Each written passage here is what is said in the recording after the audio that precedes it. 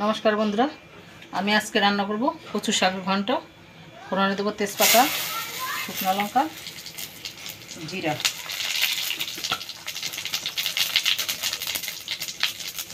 और देव एकटू काँचा लंका हलुद और एकटू जीरा देव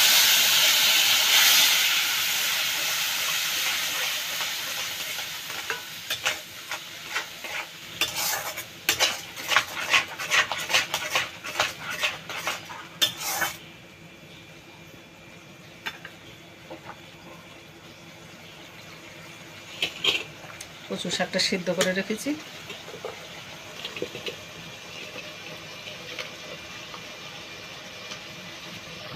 এক চামচ লবণ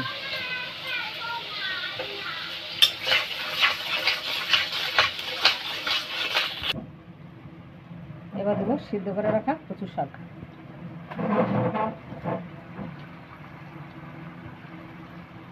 কচু শাক একসাথে সিদ্ধ করা